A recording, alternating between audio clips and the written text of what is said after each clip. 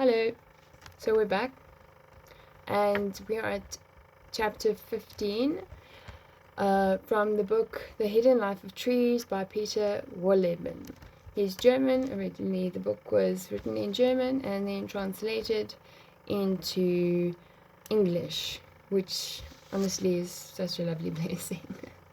We're at chapter 15, so if you're tuning in now, I really encourage you to go through the other chapters as well. In fact, get the book. It's something great. Great to have, great to give, great to share, great to ponder on. Anyway, so the title of this chapter, get ready, is In the Realm of Darkness. But we are all safe here because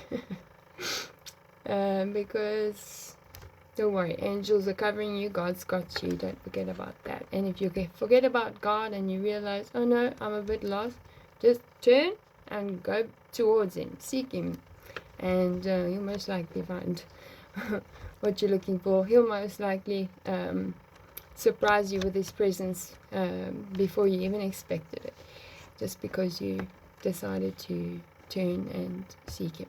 Because what's amazing is, in my own life as well as quite a lot of other people's lives, there's been sort of similar realizations where it would kind of be around like how much more and more they're realizing they really need God, like for everything. And now I want to sort of try and unpack that, but at the same time, this video is for the reading of this. But yeah, it's amazing, and we do, we really do, every single one of us. And what's also amazing is that God knows what's going on. If you're in a place where you maybe are thinking things like, oh, God's forgotten about me, or something like that, and thoughts that are basically planted in your head by the enemy to try and keep you away from God, and the enemy ultimately just fails.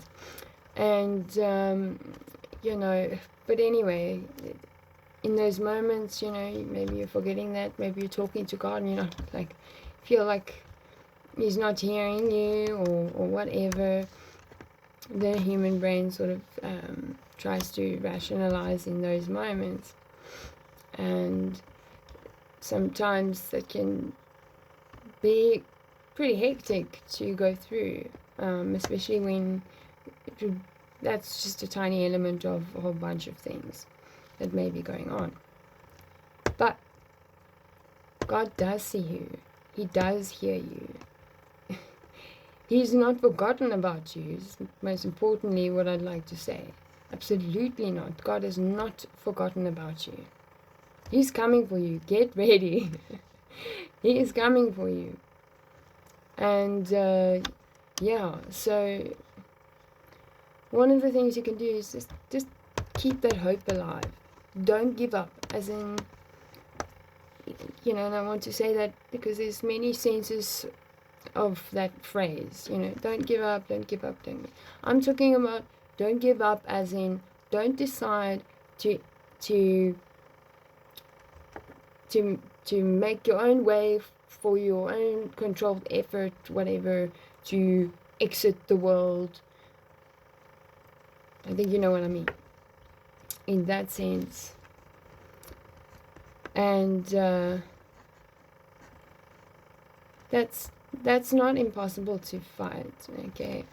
And then, I think to place, again, importance on keeping hope alive.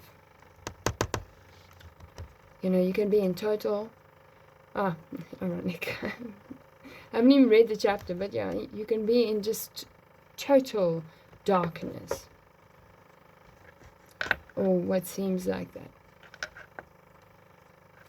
And even in those moments of darkness, even if you're blind in the darkness, you literally cannot see, and maybe I'm getting a little bit abstract, there is still hope. But you've got to take a hold of hope and keep it alive. And yeah, and you know, when in doubt, it doesn't matter who you are. It doesn't matter who you are. Nobody's going to judge you for it. It's a personal thing. When in doubt, pray. Just try it, and then do it again. And then again. If there is something about that is truly powerful. And so, yeah. But yeah, don't cut your life short, please. You matter, you're here for a reason. God has not forgotten about you, and He's coming for you. He is. So get ready. And if you're in a place where you know that you've turned away from Him and you miss Him maybe,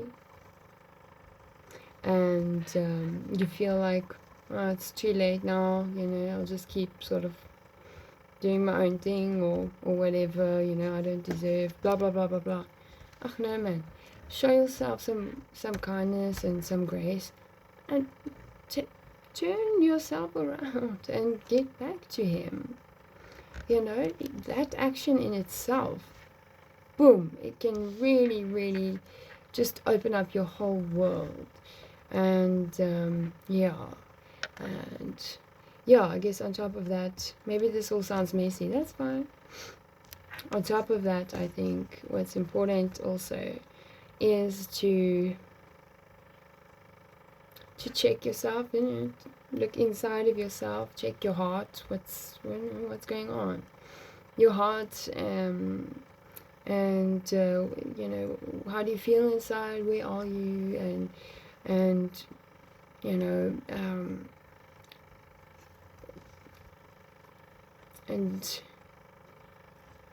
see if perhaps there's an adjustment that you can make, or maybe there is an adjustment that you can discover when you actually take care to look within and find that switch, perhaps.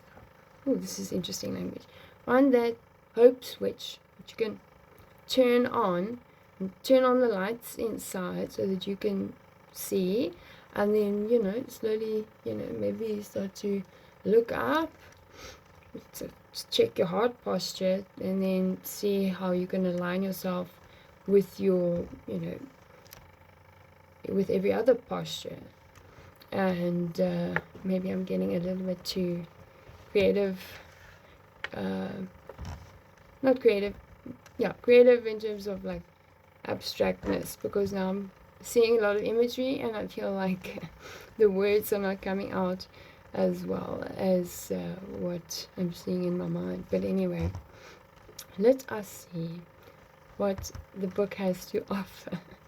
Sorry that you had to, well, not sorry, but apologies if you got a bit frustrated before, but thank you for pushing through and keeping hope alive by listening until this point. I'm now going to start reading. Okay, in the realm of darkness. For us humans, soil is more obscure than water, both literally and metaphorically, whereas it is generally accepted that we know less about the ocean floor than we know about the surface of the moon. We know even less about life in the soil. Sure, there's a wealth of species and facts that have been discovered and that we can read about, but we know only a tiny fraction of what there is to know about the complex life that busies itself under our feet. Up to half the biomass of a forest is hidden in its lowest story. Most life forms that bustle about here cannot be seen with the naked eye. And that is probably the reason we are not as interested in them as we are in, say, wolves, black woodpeckers, or fire salamanders. For trees, though, these creatures are probably way more important. Yeah, I think so. A forest would have no problem doing... Oh, okay. A forest would have no problem doing without its larger inhabitants. Deer, wild boar, carnivores, and even most birds wouldn't leave any yawning gaps in the ecosystem. Even if they were all to disappear at once, the forest would simply go on growing without many adverse effects. Things are completely different when it comes to the tiny creatures under their feet. There are more life forms in a handful of forest soil than there are people on the planet.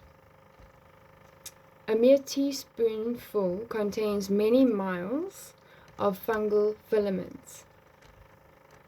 All these work the soil, transform it, and make it so valuable for the trees. Before we take a closer look at some of these creatures, I'd like to take you back to when soil was first created. Without soil, there would be no forest because trees must have somewhere to put down roots. This is fundamental. Please know this. Naked rock doesn't work, and loosely packed stones, even though they offer roots some support, cannot store sufficient quantities of water or food.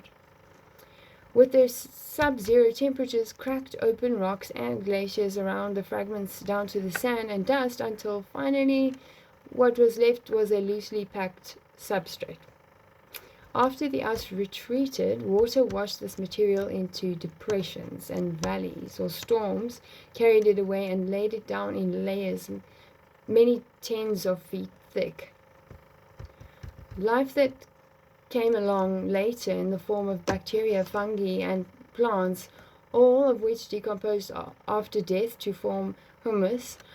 Over the course of 1,000 years, trees moved into this soil, which only at this stage can be recognized as such, and their presence made it even more precious. Trees stabilized the soil with their roots and protected it against rains and storms. Erosion became a thing of the past, and instead, the layers of humus grew deeper, creating the early stages of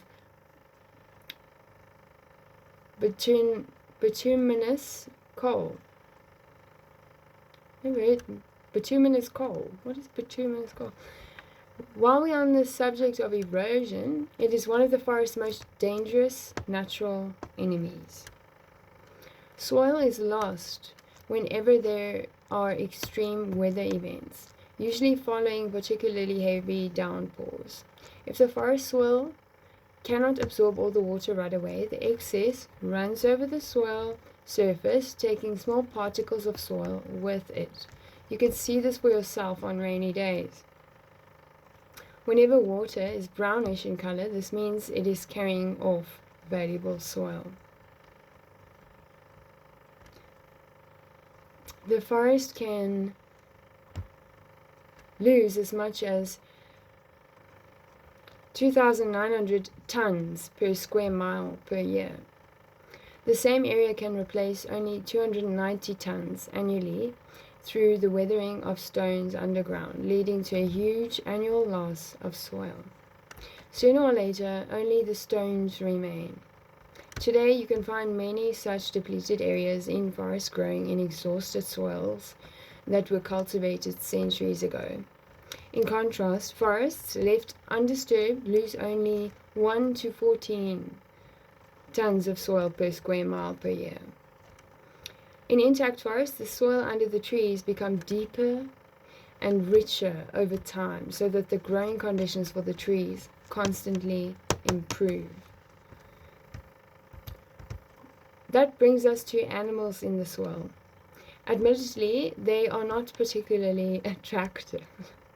Because of their small size, most species cannot be detected with the naked eye, and even if you got go out armed with a magnifying glass, you won't have any luck. It's certainly true that beetle mites, springtails, and pseudocentipedes are not nearly as engaging as orangutans or humpback whales, but in the forest, these little guys are the first link in the food chain and can, therefore, be considered terrestrial plankton.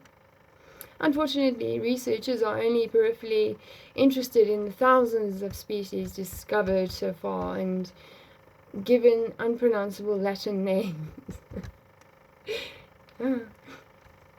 Countless more species are waiting in vain to be discovered. Perhaps, however, we can take comfort from this. There are still many secrets in the forest that lies directly outside your back door. Let's take a look at the little that has been brought to light so far. Let's take the aforementioned beetle, or Eurobitid mites, of which there are about 1,000 known species in European latitudes. They are less than 0.04 inches long and look like spiders with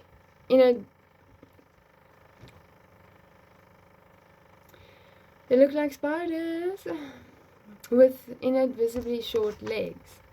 Their bodies are two-tone brown, which blends in well with their natural environment. This well. Mites? That brings up associations with dust mites, which feed on the flakes of skin we shed and other waste products, and many trigger allergies in some people. This is true. At least some of the beetle mites act in a similar way around trees. The leaves and fragments of bark trees shed would pile up several yards deep if it weren't for a hungry army of microscopic creatures ready to pounce on the detritus. I suppose that's like the accumulation of the tree, skin, bark, stuff that falls off. Anyway, to do this, they live in the cast-off leaf litter, which they devour voraciously. Other species specialize in fungi. These creatures crouch in the small underground tunnels and suck the juices that ooze out of the fungi's fine white threads. Finally, beetle mites feed on the sugar trees, share with their fungal partners. Whether it's rotting wood or dead snails. A dead snail? I've never seen a dead snail. They're very much alive right now in this season, but I don't kill them. I just put them not in my garden. No, anyway. If I find them a neighboring place to go and be free. Finally, beetle mites feed on the sugar tree share with their fungal partners. Whether it's rotting wood or dead snails, there is nothing that doesn't have its corresponding beetle mite. They appear everywhere at the intersection between birth and decay, and so they must be considered essential components of the ecosystem. Then there are the weevils. They look a bit like tiny elephants that have lost their enormous ears, and they belong to the most species-rich family of insects in the world. In Europe alone, there are about 1,400 species. For the weevils, it's not so much about eating as it is about childcare. With the help of their long snouts, the little creatures eat small holes in leaves and stems where they lay their eggs. Protected from predators, the larvae gnaw little passages inside the plants and grow in peace. Some species of weevil, mostly those that live on the forest floor, can no longer fly because they've become accustomed to the slow rhythms of the forest and its practically eternal existence. The farthest they can travel is 30 feet a year, and they don't really need to be able to travel any further than that. If the environment around a tree changes because the tree dies, all a weevil has to do is make it to the next tree. and continue nibbling around there in rotting leaf litter. If you find weevils, you could be sure the forest has a long, uninterrupted history. If the forest was cleared in the Middle Ages and later replanted, you won't find these insects because it would simply have been too far for them to walk to the next forest. All the animals I've mentioned so far have one thing in common. They are very small and therefore their circle of influence is extremely limited. In the large old-growth forests that once covered Central Europe, this didn't matter at all. Today, however, people have altered most of the forests. There are spruce instead of beeches, Douglas firs instead of oaks, young trees instead of old ones. The new forests were literally no longer to the animals' taste, and so they starved, and local populations died out. Oh my goodness, what did I do now? Excuse me, sorry. Where was I? Press the wrong button. Sorry, I must still find this. Okay, read the part. Okay, found it. Yay, praise the Lord. Okay. However, there are still a few old deciduous forests that act as refuges where the original diversity of species still exists. All over Germany, forestry commissions are trying to grow more deciduous than coniferous forests once again. But if mighty beeches are to herald change and stand once again where spruce now topple in storms, how will the beetle mites and springtails get back to these places? Not by walking there, that's for sure, because they cover barely 3 feet in a lifetime. So is there any hope at all that one day, at least in national parks such as the Bavarian forest, we will once again be able to marvel at authentic old-growth forests? It is entirely possible. Research carried out by students in the forest I manage has shown that microscopic organisms, at least those associated with coniferous forests, can cover astonishing distances. Old spruce plantations show this particularly clearly. Here, the young researchers found species of springtails that specialize in spruce forests. But my predecessors here in Hummel planted such forests only 100 years ago. Prior to that, we had predominantly old beech trees, just like everywhere else in Central Europe. So, how did these conifer-dependent springtails get to Hummel? My guess is that it must have been birds that brought these terrestrial creatures as stowaways in their plumage. Birds love to take dust baths in dead leaves to clean their feathers. When they do this, tiny creatures that live in the soil must surely get trapped, and they are then unloaded during the dust bath in the next forest. And what works for animals specialized for spruce probably also works for species that love deciduous trees. If in the future more mature deciduous forests are allowed, once again, to develop undisturbed, then birds can see to it that the appropriate subletters show up again as well. In any event, the return of the teeny little creatures can take a very, very long time. As the latest studies out of Kiel and Lunenburg attest. More than 100 years ago, oak forests were planted on the Lunenburg Heath on,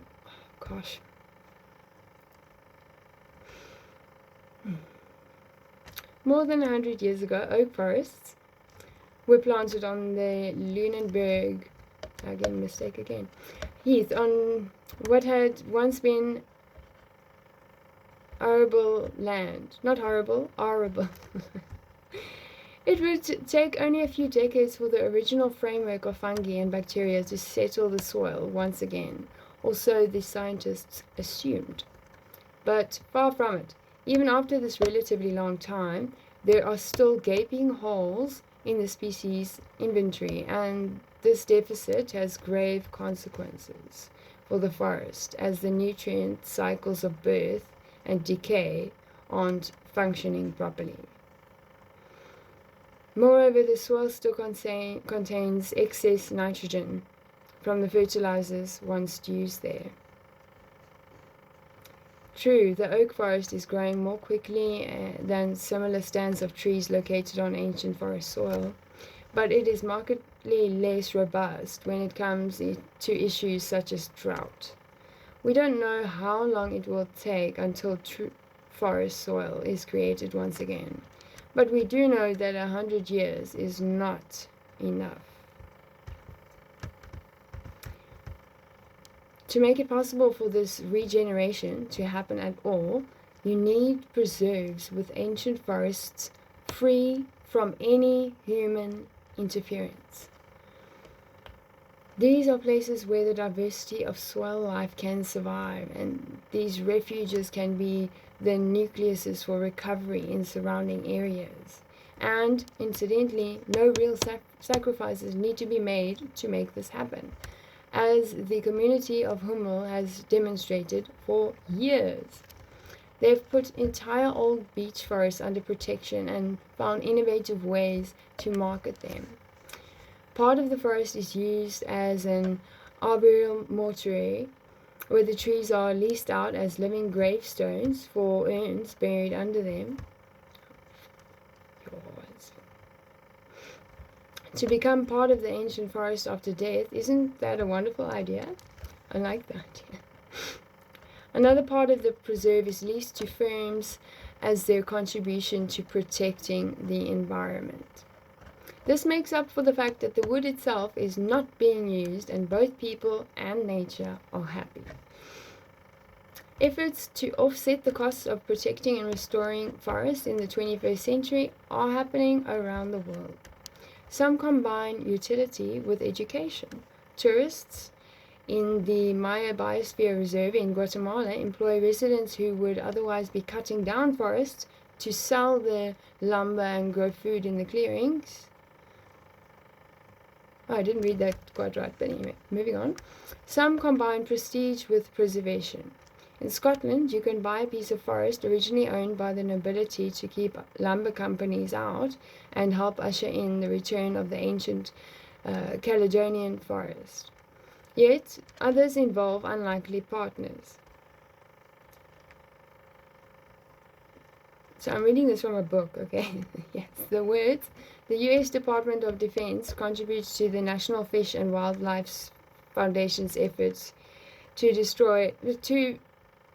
restore longleaf pine ecosystems in the American Southeast on the grounds that forested buffers around military bases contribute to military readiness.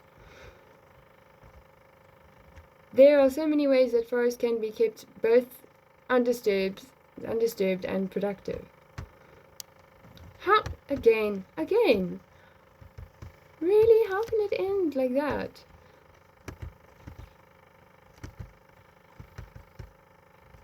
Ah, man. Okay, well, sure. That took quite a long time. I see the light is dimming on my phone. Okay, so chapter 16 would be next. And the title of that, sure. Losing my ability to speak. It's probably the sign that I need to listen. Okay, well, the title of the next chapter is Carbon Dioxide Vacuum. So, for anyone who likes to research things, have fun. Okay, so, yeah, I will see you soon. Ciao.